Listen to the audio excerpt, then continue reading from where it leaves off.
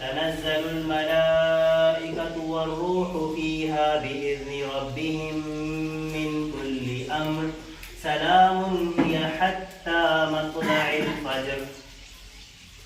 بسم الله الرحمن الرحيم. شهر رمضان الذي أنزل فيه القرآن هدى للناس وبينات من الهدى والفرقان. بسم الله الرحمن الرحيم. والعصر إن الإنسان لفي خسر إلا الذين آمنوا وعملوا الصالحات وتواصوا بالحق وتواصوا بالصبر.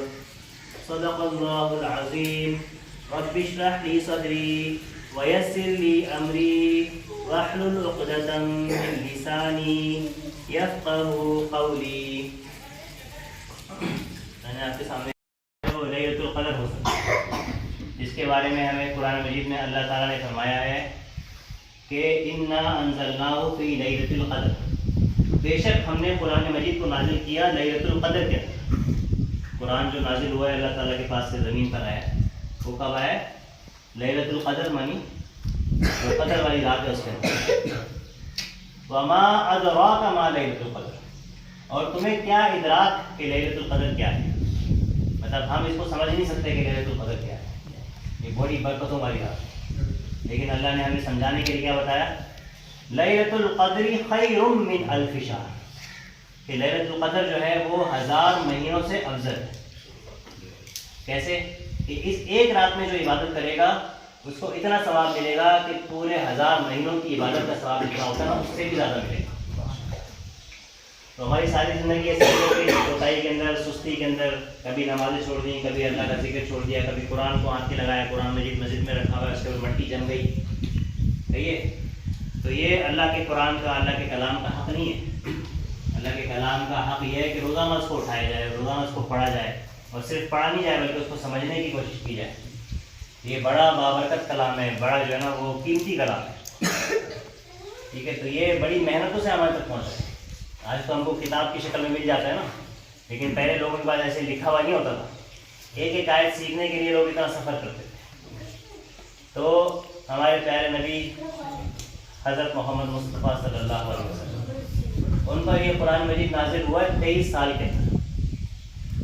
اور قرآن مجید کے بارے میں آتا ہے، قرآن مجید کے اندر ہی اللہ تعالیٰ نے فرمایا لو انزلنا هذا القرآن على جبل لرأيته خاشعا متصدعا من خشية الله. اگر ہم اس قرآن کو کسی پہاڑ پر نازل کر دیتے، کسی جبل پہ نازل کر دیتے، تو تم دیکھتے کہ وہ اللہ کی خشیت سے، اس کے روب سے، دبدبے سے پھٹ کر ریزہ ریزہ ہو جاتا، مٹی مٹی ہو جاتا. یہ قرآن مجید کی عظمت ہے.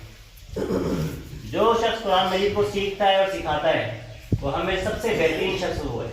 حدیث میں آتا ہے خیرکم من تعلم القرآن وعلمہ. ٹھیک ہے؟ یہ ہمارے بزرگ ہیں، یہ گئے تبلیغ کے اندر، ان کو اس دین کی تعلیم کی، قرآن کی، حدیث کی عظمت کا خیال آیا، انہوں نے اپنے بچوں کو جو ہے نا وہ دینی تعلیم دی. اب آپ لوگوں کے پاس محلے میں یہ قاری صاحب موجود ہیں، آپ کو چاہیے کہ اپنے بچوں کو ان کے پاس بھیجیں اور قرآن مجید کی تعلیم، اور خود بھی سیکھیں. خود بھی پڑھنا جو ہے وہ ضروری ہے. طلب العلم فریضۃ علی کل مسلم. علم حاصل کرنا ہر مسلمان کا فرض ہے. کون سا علم؟ دین. اسکول، کالج، یونیورسٹی کا علم فرض نہیں ہے، فرض دین کا علم ہے. کہ دین میں جو باتیں اللہ تعالیٰ نے سکھائی ہیں کہ دنیا کی زندگی میں تم نے یہ کرنا ہے، یہ نہیں کرنا. اوامر اور نواہی کا علم کہ یہ کرنا ہے، یہ نہیں کرنا. فرض کا علم کہ کیا چیز ہمارے اوپر فرض ہے اور کیا چیز حلال حرام کا علم، یہ سارا علم حاصل کرنا ہمارے لیے فرض ہے. تو اس کے لیے ابتدا کہاں سے ہوگی؟ شروعات کہاں سے ہوگی؟ شروعات قرآن مجید سے ہوگی. پہلے آپ قرآن مجید کو پڑھنا سیکھیں، پھر اس کے بعد اس کو سمجھیں. جمعے کا خطبہ جب ہو رہا ہوتا ہے تو یہ نہیں کہ جب بالکل آخری جو ہے نا نماز کھڑی ہونے والی ہے سب لوگ اس وقت آ رہے ہو، بلکہ اگر آدھے گھنٹے کا 1 گھنٹے کا خطبہ ہوتا ہے تو پہلے سے آ جائے، اس میں دین کی بات کو سیکھیں.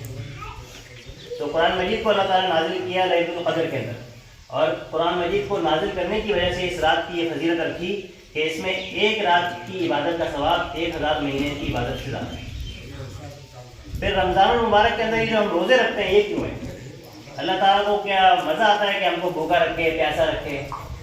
پانی جو ہے نا تو ہمارے جو کھانے پینے کی چیزیں ہیں، پانی ہے، پھل ہے، فروٹ ہے، سبزی ہے، گوشت ہے، یہ سب چیزیں اللہ نے ہمارے لیے حلال کی ہیں نا. پھر کیا وجہ ہے کہ ہم کو 1 مہینے کے لیے کھانے سے روک دیا کہ صبح سے لے کے اور مغرب تک جو ہے نا وہ یہ نہیں کھانا؟ یہ روکا کیوں ہے؟ یہ جو روزے کی عبادت ہے، روزے کی عبادت اللہ نے جو قرآن مجید نازل کیا نا، اس کا شکر ادا کرنے کے لیے.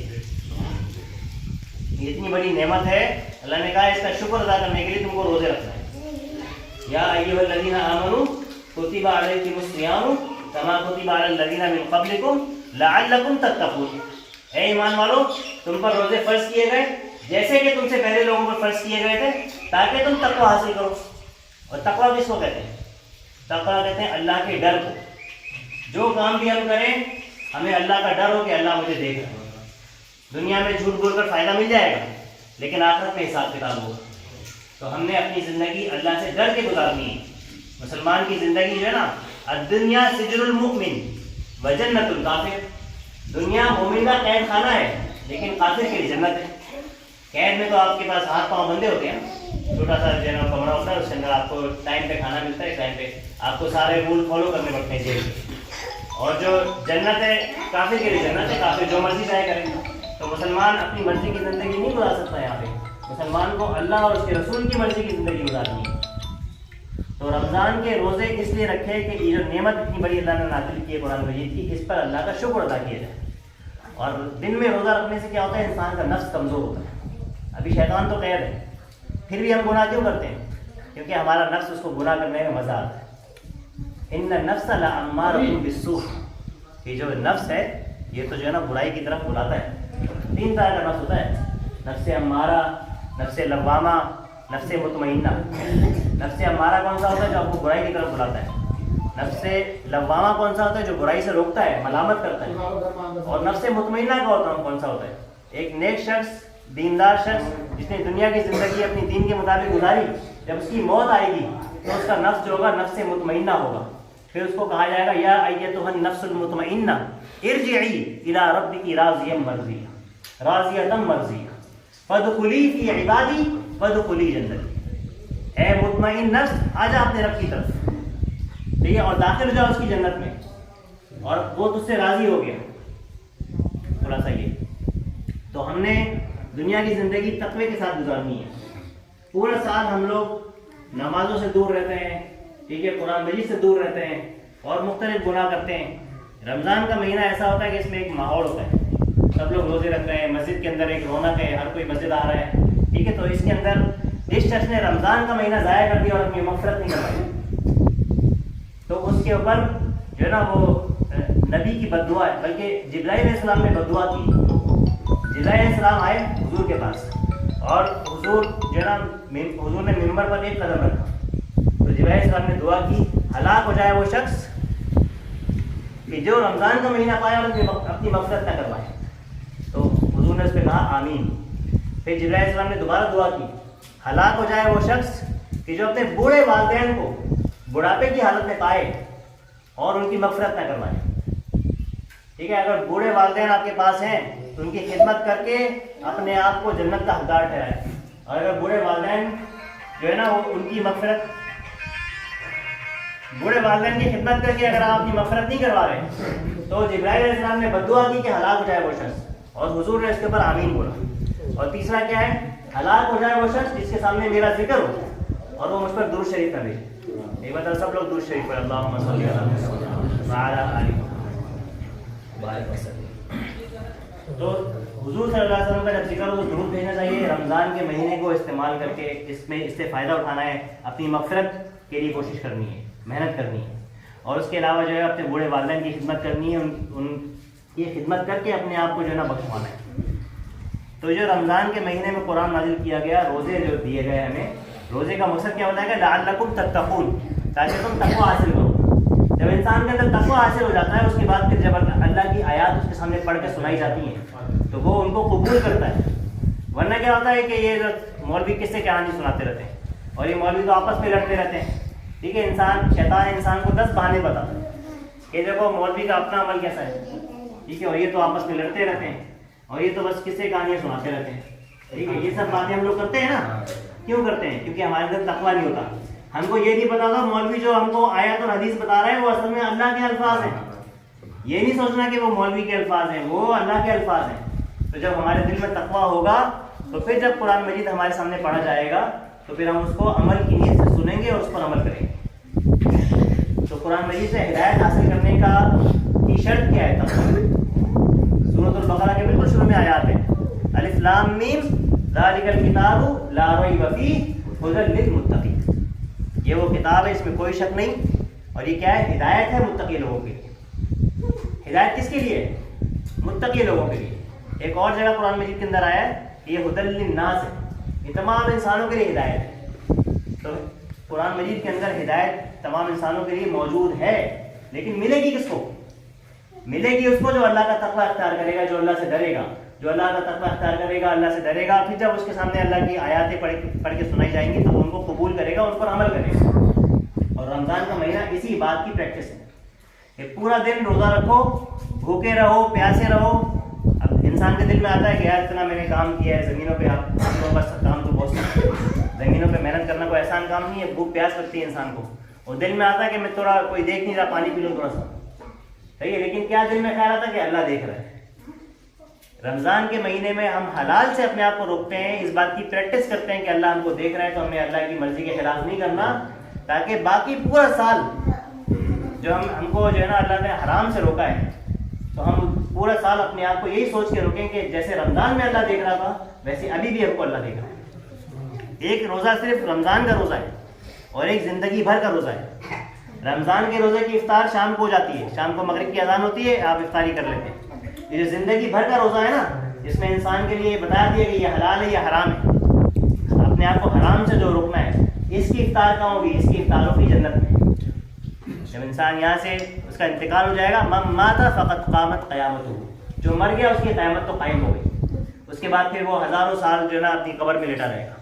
اس کے بعد پھر اللہ تعالیٰ قیامت برپا کریں گے، وہ بھی 50,000 سال کا ایک دن ہوگا، اور وہاں پہ اللہ تعالیٰ کی عرش کے سائے کے علاوہ کوئی سایہ نہیں ہوگا، اور پل صراط سے گزرنا ہوگا، بال سے زیادہ باریک، تلوار کی دھار سے زیادہ باریک. اور جس نے دنیا میں اچھے عمل نہیں کیے ہوں گے اس کے پاس کوئی روشنی نہیں ہوگی. دنیا میں اچھے اعمال کی وجہ سے روشنی ملے گی تو آپ پل صراط سے گزر سکتے ہیں، ورنہ جس کے بعد اعمال کی روشنی نہیں ہوگی وہ پل سے گر کے نیچے سیدھا جہنم میں جائے گا. تو حساب کتاب ہونا ہے، حساب کتاب برحق ہے. اللہ تعالیٰ ہمیں اپنے نبی کی شفاعت نصیب فرمائے، لیکن نبی کی شفاعت بھی اس کو ملے گی جو نبی کا کہنا مانے گا. ہمارے نبی کے سامنے ساری امت جمع ہوگی، فرشتے ان میں سے کچھ لوگوں کو بالوں سے پکڑ کے کھینچ کے لے جائیں گے.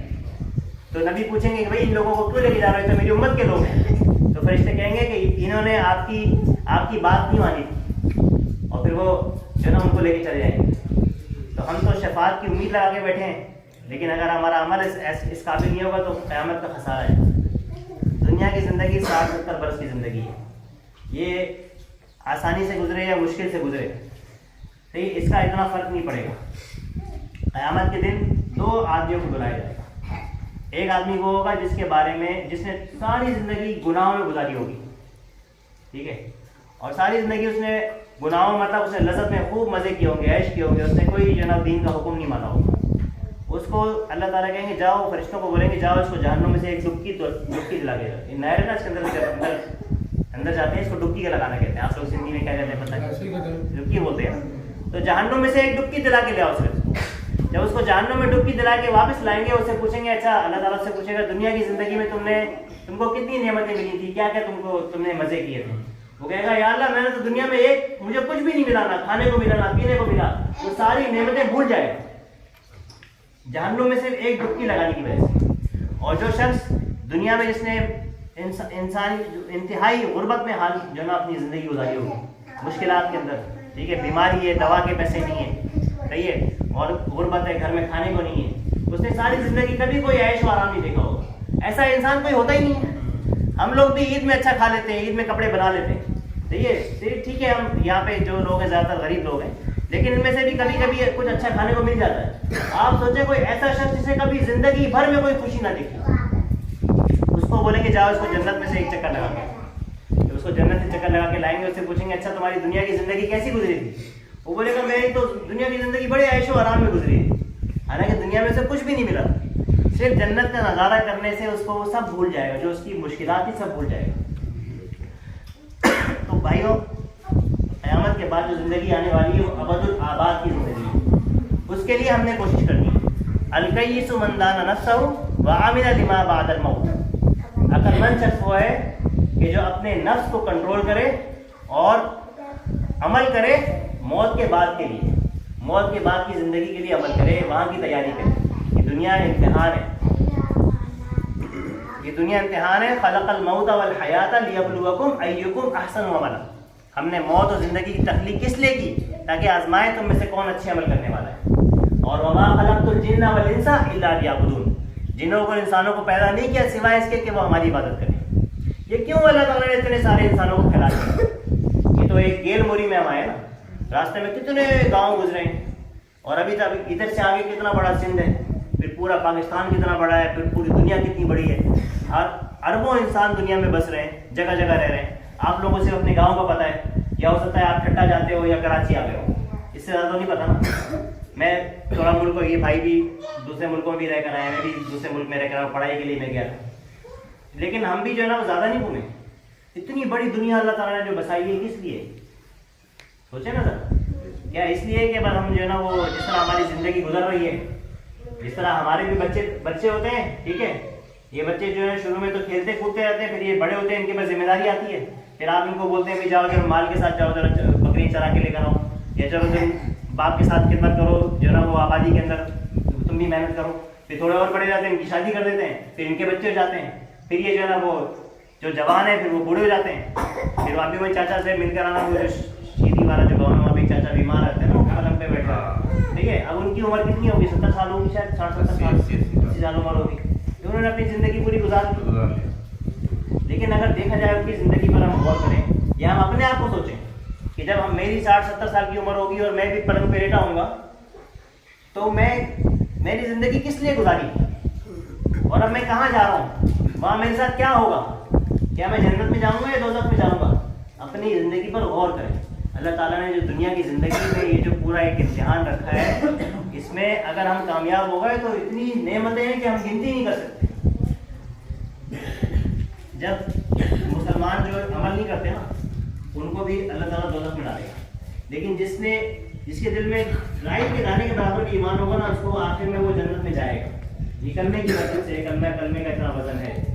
اب وہ ہزاروں کروڑوں سال کے بعد جب اس کو جہنم سے نکالا جائے گا، جو آخری انسان جس کو اللہ تعالیٰ جہنم سے نکالیں گے، اور جس کا جنت کی سب سے چھوٹی جنت اس کی ہوگی، اس کی جنت بھی کتنی بڑی ہوگی؟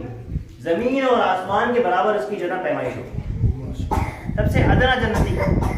اور جو جنت الفردوس میں ہوں گے، ان کی جنتیں کتنی بڑی بڑی ہوگی۔ تو اللہ تعالیٰ کے پاس بہت بڑی بڑی نعمتیں ہیں۔ یہ جو دنیا میں ہم جو کھانا پینا کرتے ہیں، یہ جو کپڑے بناتے ہیں، یہ جو اپنی جائیداد بناتے ہیں، اس کی زمین ہے، مال ہے، گھر ہے، یہ کچھ بھی نہیں ہے اس کے مقابلے میں جو اللہ نے ہمارے لیے تیار کر کے رکھا ہے۔ وہاں پہ اس نے، اللہ تعالیٰ نے جنتیں وہ نعمتیں تیار کر کے رکھی ہیں جو نہ کسی آنکھ نے دیکھا، نہ کسی کان نے سنا، نہ کسی دل میں ان کا خیال تک پیدا ہوا۔ ایسی نعمتیں اللہ تعالیٰ تیار کر کے رکھی ہیں، تو ان کے لیے ہمیں محنت کرنی ہے، ان کے لیے ہم نے کوشش کرنی ہے۔ چھوٹا سا گاؤں ہے نا، یہاں پہ گناہ کم ہے، یہاں پہ جو ہے نا وہ جرائم کم ہے۔ شہروں میں زندگی بڑی مشکل ہے۔ شہر میں آپ مسجد سے نکلو گے نا، سامنے اتنا بڑا بورڈ لگا ہوا ہے، اس کے بعد آدھی ننگی لڑکی کی تصویر ہوگی۔ آپ نے کتنی دل سے نماز پڑھی ہوگی نا، سجدے میں رو سے اللہ سے دعائیں مانگی ہوگی، لیکن ظاہر بات ہے نفس بھی ہے نا، وہ دیکھے گا اس کو تو وہ دوبارہ گناہ کمائے گا۔ آپ لوگ بہت سارے گناہوں سے محفوظ ہو، یہاں پہ تو اتنا گناہ کا موقع نہیں ہے، پردے کا ماحول ہے۔ مسجد، گھر سے مسجد آئے، مسجد سے نماز پڑھ کے گھر چلے گئے، اپنی روزی کی محنت کمائی، محنت سے جو ہے نا روزی کمائی۔ اللہ تعالیٰ کو وہ شخص بڑا محبوب ہے جو ہے نا وہ محنت کر کے جو ہے نا وہ اپنا بچوں کا جو ہے نا وہ کیا نام ہے اتنا گھر چلاتا ہے، حلال روزی کماتا ہے۔ تو اب اس کے اندر ہم نے ہمارا امتحان جو ہے نا آسان ہے، غریب آدمی کا امتحان آسان ہوتا ہے۔ جنت کے اندر غریب آدمی 500 سال پہلے جنت میں جائے گا، کیونکہ جس کو اللہ نے مال دیا ہے اس کے مال کا حساب ہی ختم نہیں ہوگا۔ ایک شخص نے خواب دیکھا، جنگل سے لکڑی کاٹ کر آیا، وہ شہر کے باہر پوری دیوار تھی، رات کو باہر سو گیا کیونکہ دروازہ بند ہو گیا تھا۔ رات کو اس کو خواب دیکھا کہ اس کا حساب کتاب ہو رہا ہے، اس کے پاس صرف ایک چیز تھی، ایک اس کی کلاڑی تھی، صحیح ہے، اس سے حساب، فرشتے کیا حساب لے رہے تھے؟ یہ کلاڑی کا بلیڈ تم نے کہاں سے خریدا، پیسے کہاں سے آئے، اور کلاڑی کے اندر جو ڈنڈی ہے تم نے کہاں سے لگائی، کس کی زمین پر درخت تھا وہاں سے تم نے لکڑی لی. جب اس کی کلاڑی کا حساب اتنا لمبا ہوا، جب وہ شہر میں داخل ہوگا نا تو شہر کے اندر رات کو بادشاہ مر گیا تھا شہر کا. اب صبح ان لوگوں نے کیا کیا، پرندہ اڑایا. وہ پرندہ، اس شہر کا قانون یہ تھا کہ جس کے سر پہ جا کے پرندہ بیٹھے گا اس کو بادشاہ بنا دیں گے. اب وہ شخص صبح اندر داخل ہوا تو وہ اس کے سر پہ جا کے پرندہ بیٹھ گیا. تو انہوں نے بولا بھائی تم ہمارے بادشاہ ہو. اس نے کہا نہیں مجھے بادشاہ نہیں چاہیے.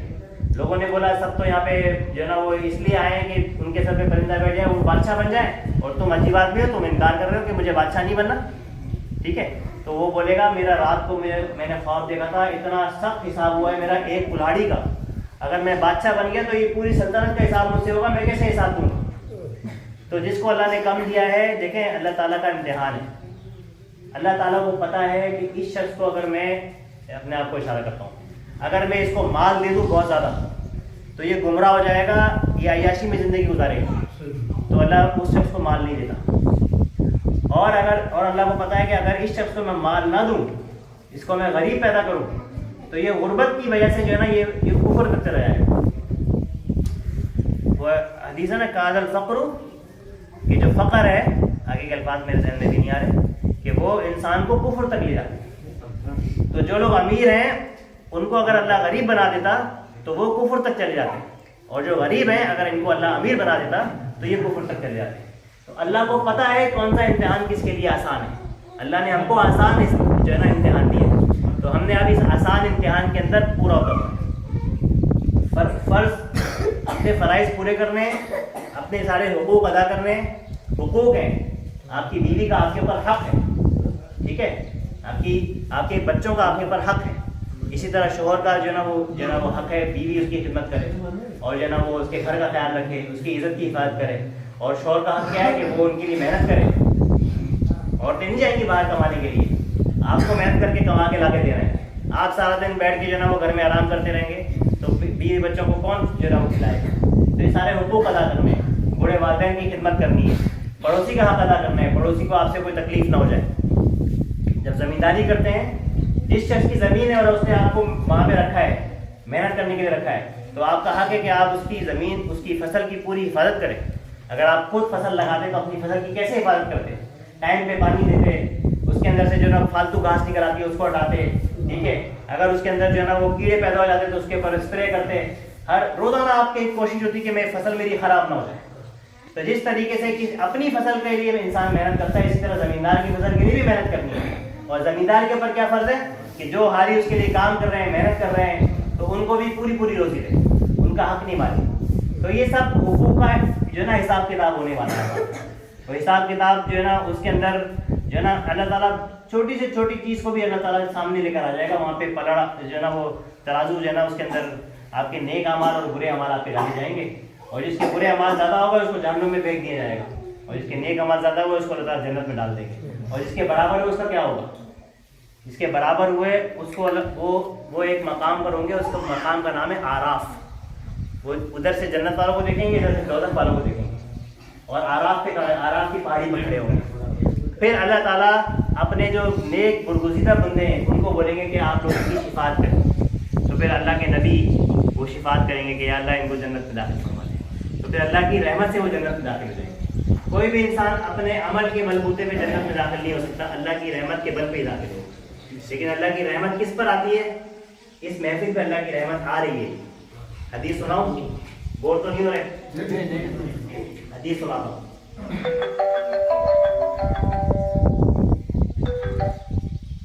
مجتمع قوم فی بیت من بیوت اللہ، نہیں جمع ہوتے لوگوں میں سے کچھ لوگ اللہ کے گھروں میں سے کسی گھر میں. یہ سارے اللہ کے گھر ہیں، ٹھیک ہے. اس امت کے لیے اللہ تعالیٰ نے اس زمین کے ہر چپے چپے کو مسجد بنا دیا. پچھلی امتوں کے لیے لازمی تھا کہ مسجد میں جا کے نماز پڑھیں. ہم کھیتوں میں بھی نماز پڑھ سکتے ہیں، گھر میں بھی پڑھ سکتے ہیں، اگر جو ہے نا کوئی مجبوری ہو، ٹھیک ہے. اور ہم مسجد میں بھی جا کے نماز پڑھیں گے. ہر جگہ ہمارے لیے مسجد ہے. مسجد کہتے ہیں سجدہ کرنے کی جگہ کو، تو ہر جگہ ہمارے لیے مسجد ہے. مجتمع قوم فی بیت من بیوت اللہ، نہیں جمع ہوتے اللہ کے گھروں میں سے کسی گھر میں کچھ لوگ. اور یتلون کتاب اللہ، وہ اللہ کی کتاب کی تلاوت کرتے ہیں. وَإِذَا دَارَسُونَهُ بَيْنَهُمْ، اور آپس میں ایک دوسرے کو سکھاتے ہیں. ابھی جیسے میں آپ کو سکھا رہا ہوں، میں نہیں ہوتا، قاری صاحب آپ کو سکھاتے ہیں، یا آپ تو ایک دوسرے کو آپس میں بھی سکھا سکتے ہیں. بلغوا عنی ولو آیا، پہنچاؤ میری طرف سے چاہے ایک آیت ہی کیوں نہ ہو. آپ مسجد میں آئے تھے لیکن آپ کا پڑوسی نہیں آیا تھا، آج قاری صاحب نے کوئی بڑی اچھی حدیث سنائی، اب آپ کا فرض کیا ہے؟ جا کے اس کو سنائیں. ٹھیک ہے، کیونکہ ہمارے نبی نے خطبہ حجۃ الوداع میں کیا عہد دیا تھا؟ بولا تھا نا کہ تم لوگ جو حاضر ہو اب یہ دین پہنچاؤ ان لوگوں تک جو کہ حاضر نہیں. تو اس پوری امت کی ذمہ داری ہے دین کو پہنچانا. کنتم خیر امۃ اخرجت للناس تأمرون بالمعروف وتنہون عن المنکر. تم بہترین امت ہو، تمہیں لوگوں کا ہی نکالا گیا ہے، تم لوگوں کو اچھائی کا حکم دیتے ہو اور برائی سے روکتے ہو. ومن احسن قولا ممن دعا الی اللہ وعمل صالحا وقال اننی من المسلمین. اس سے بہتر بات کس کی ہوگی جو بلائے اپنے رب کی طرف، دعا الی اللہ وعمل صالحا، اس کے عمل بھی نیک ہو. یہ نہیں کہ بس لوگوں کو بلا رہا ہے اور خود جو ہے وہ اب اچھے عمل نہیں کر رہا. اور وہ کیا بولے کہ میں کوئی بڑا چودھری نہیں ہوں، میں کوئی بڑا عالم نہیں ہوں. وہ اپنے آپ کو بولے میں بھی تم لوگوں کی طرح عام مسلمان ہوں، میں تم کو نماز کے لیے بلا رہا ہوں، میرے اندر بھی نماز کی کمزوری ہے، چلو دونوں ساتھ چلتے ہیں. آج میں تم کو بلا رہا ہوں، کل میں نہیں آؤں تو تم مجھے بلانے کے لیے آ جانا. تو یہ دعوت کا کام بھی ہم نے کرنا ہے، تبلیغ کا کام بھی ہم نے کرنا ہے. اور اس طریقے سے ہم نے اپنی فکر بھی کرنی ہے، دوسروں کی فکر بھی کرنی ہے. اور خاص طور پہ رمضان کے مہینے کے جو آخری جو نا ایام رہ گئے، اچھا وہ حدیث میں سنا رہا تھا بیچ میں رہ گئی، اللہ نظر وہ نہیں جمع ہوتے اللہ کے گھروں میں سے کسی گھر میں کچھ لوگ اور آپس میں ایک دوسرے کو تلاوت کر کے سناتے ہیں، قرآن میں درس دیتے ہیں. اللہ نظرت علیہم السکینہ، بلکہ ان کے اوپر سکینت نازل ہوتی ہے، اللہ کا سکون نازل ہوتا ہے. ابھی تھوڑا سکون محسوس ہو رہا ہے، دلوں میں تھوڑا اطمینان محسوس ہو رہا ہے نا، سکینت نازل ہوتی ہے. وغشیتہم الرحمہ، اللہ کی رحمت انہیں ڈھانپ لیتی ہے. وخفتہم الملائکہ، اور اللہ کے فرشتے ان کو گھیر لیتے ہیں. ابھی ہم کو نظر نہیں آ رہے فرشتے، لیکن اس زمین سے لے کے آسمان تک فرشتوں کی قطار لگی ہوئی ہے اور وہ دیکھ رہے ہیں کہ یہاں پہ کون سی اللہ کی آیاتیں اور حدیثیں بیان کی جا رہی ہیں. اللہ تعالیٰ کمی بیشی معاف فرمائے. صحیح ہے، میں کوئی عالم نہیں ہوں لیکن جو تھوڑا بہت آتا ہے بس بیان کرنے کے وہ ہمارے لیے دعا کر رہے ہیں. وہ ہمارے لیے دعا کر رہے ہیں کہ یا اللہ تیرے بندے یہاں پہ جمع ہو کے تیرے دین کی بات جو ہے نا سن رہے ہیں، سمجھ رہے ہیں، ان کے دل میں خیال پیدا ہو رہا ہے کہ یا اللہ ہم بھی عمل کریں گے. یا اللہ ان کے اس خیال کو قبول فرما دے، ان کی مغفرت فرما دے، ان کے پچھلے گناہوں کو معاف فرما دے. فرشتے ہمارے لیے دعائیں کر رہے ہیں. اور آخری بات کیا ہے؟ وَذَكَرَ اللَّهُ فِي مَنْ عِندَهُ، اور اللہ تعالیٰ ان کا ذکر کرتا ہے اپنے محبوب کی محفل میں. آپ میں سے کوئی گیا ہو جو ہے نا وہ گاؤں کے سردار کے پاس، بڑیرے کے پاس، اور وہاں پر جو ہے نا وہ کسی کے بارے میں پوچھے بھائی فلانے کا کیا حال ہے، صحیح ہے، کسی کا نام لے کے پوچھے، ٹھیک ہے، تو واپس آ کے بتاتے ہیں بھائی آج بڑیرے نے تمہاری بات کی. کتنا خوش ہوتے ہیں نا. اللہ تعالیٰ ہمارا ذکر کر رہا ہے مقربین کی محفل میں، جو اللہ کے نیک بندے ہیں، جو برگزیدہ بندے ہیں، اللہ کے بڑے بڑے نیک بندے ہیں نا، نبی گزرے ہیں جو ساتوں آسمانوں کے اندر ہیں، اور پھر اللہ تعالیٰ کے فرشتے بھی ہیں. ہدایت اسلام سارے فرشتوں کے سردار ہیں. تو جو شخص بھی دنیا میں کسی ایسی محفل میں شریک ہوتا ہے کہ جہاں پہ اللہ کا دین سکھایا جا رہا ہے، قرآن مجید کی بات ہو رہی ہے، قرآن کی آیتیں، رسول کی حدیثیں پڑھ کے لوگوں کو سنائی جا رہی ہے، سمجھائی جا رہی ہے، اللہ تعالیٰ اس کا ذکر کرتے ہیں اپنے مقربین کی محفل میں. اللہ تعالیٰ کیا کہتے ہیں کہ دیکھو یہ وہ انسان ہے جس کو میں نے تم سے سجدہ کروایا تھا. تم لوگ بول رہے تھے کہ سرکشی کرے گا، یہ سرکشی کر سکتا ہے، لیکن کیا کر رہا ہے یہ اپنی، اس کے پاس میں نے اس کو مرضی دی ہے کہ اپنی مرضی سے مسجد آئے، یا اپنی مرضی نہ ہو تو نہ آئے، لیکن اس کے باوجود اپنی جو ہے نا وہ اپنی نیند قربان کر کے، اپنا آرام قربان کر کے مسجد آئے. تو یہ انسان فرشتوں سے افضل اس لیے، فرشتے گناہ نہیں کر سکتے. فرشتے جو ہے نا وہ اللہ تعالیٰ کی ہم تسبیح کرتے رہتے ہیں، لیکن انسان کے ساتھ اللہ تعالیٰ نے پیٹ لگایا ہے، انسان کے ساتھ اللہ تعالیٰ نے بال بچے لگائے ہیں، گھر بار ہے، ذمہ داریاں ہیں، محنت کرنی پڑتی ہے. پھر انسان کے اندر اللہ تعالیٰ نے نفس رکھا ہے، یہ نفس انسان کو برائی کی طرف بلاتا ہے. پھر انسان کے پاس یہ انسان کو ایک معاشرے میں رہنا ہے، یہاں معاشرے کے اندر برائیاں ہیں. پھر انسان کے اوپر اللہ تعالیٰ نے شیطان کو بھی اجازت دے دی ہے، قیامت تک تمہارے پاس مہلت ہے کہ تم چاہو تو ان کو بہکا دو، جو میرے نیک بندے ہوں گے وہ تمہارے بہکاوے میں نہیں آئیں گے.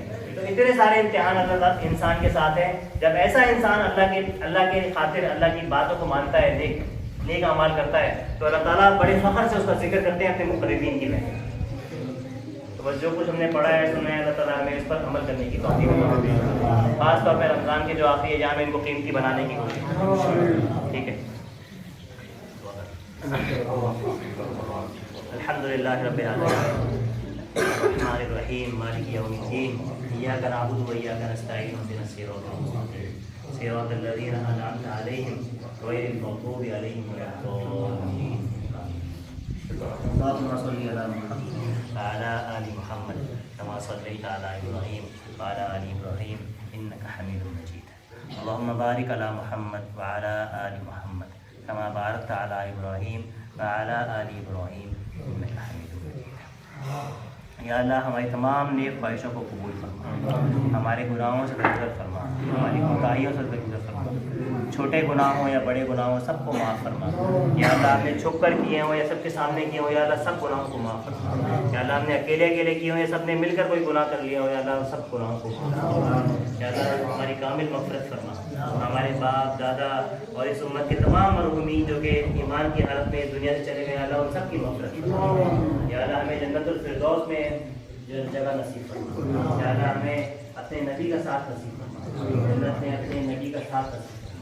یا اللہ ہمیں ہماری دنیا کی مشکلات کو بھی آسان فرما. یا اللہ ہم کمزور ہیں، ہم زیادہ مشکل امتحان برداشت نہیں کر سکتے، یا اللہ تو ہمارے لیے آسانیاں کر.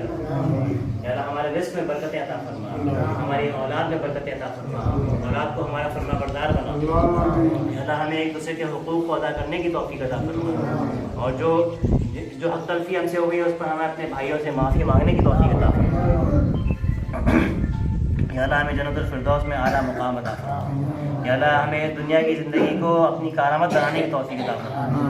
یا اللہ تیرے نبی کی امت میں ہمارے پر ایک ذمہ داری ڈالی ہے کہ پوری دنیا کے انسانوں تک اس دین کو پہنچانا ہے. یا اللہ وہ ذمہ داری ہمیں ادا کرنے کی توفیق عطا فرما. یا اللہ اس گاؤں میں، اس بستی میں اپنی رحمتوں کو نزول فرما، یہاں سے اپنے عذاب کے سائے کو ہٹا لے. یا اللہ اس گاؤں کے ہر شخص کو نمازی بنا دے، 5 وقت کا نمازی بنا دے.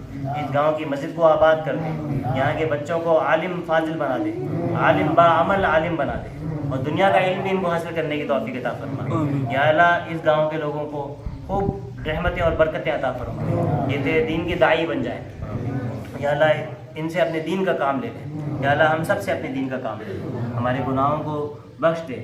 یا اللہ ہماری خطاؤں کو معاف فرما دے، اور جو چھوٹی بوڑھی نیکی ہم نے کی ہیں یا اللہ ان کو قبول فرما.